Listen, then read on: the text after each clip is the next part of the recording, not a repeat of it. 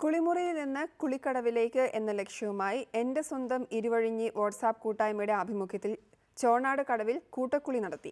ചെറിയ കുട്ടികൾ മുതൽ മുതിർന്നവർ വരെ 150ഓളം പേർ പങ്കെടുത്തു.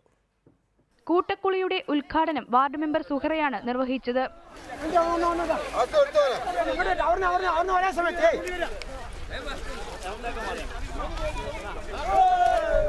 കഴിഞ്ഞ ദിവസം പുഴയുടെ മോചനത്തിന് വേണ്ടി ജലസഞ്ചാരം നടത്തിയ കൂട്ടായ്മയാണ് പൊതുജനങ്ങളെ പുഴയിലേക്ക് ആകർഷിക്കുന്നതിനും ജനങ്ങളുടെ നിരന്തരമായ ഇടപെടൽ കൊണ്ട് പുഴ മലിനീകരണം തടയുന്നതിനും വേണ്ടി കൂട്ടക്കുളി സംഘടിപ്പിച്ചത്.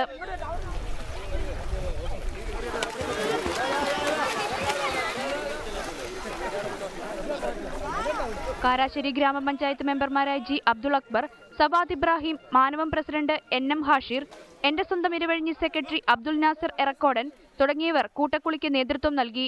പുഴയോരത്ത് വൃക്ഷത്തൈ നടീൽ കർമ്മം PU മുഹമ്മദ്, MT അബ്ദുൾ റഹ്മാൻ, പൊയ്ലീൻ അബ്ദു എന്നിവർ നിർവഹിച്ചു. ഇരുവഴിഞ്ഞി പുഴ സംരക്ഷണ പ്രതിജ്ഞ global society president Ghulam Hussain ചൊല്ലിക്കൊടുത്തു. ആസാദ് മുഖത്തിനൊപ്പം റിപ്പോർട്ടർ കോഴിക്കോട്.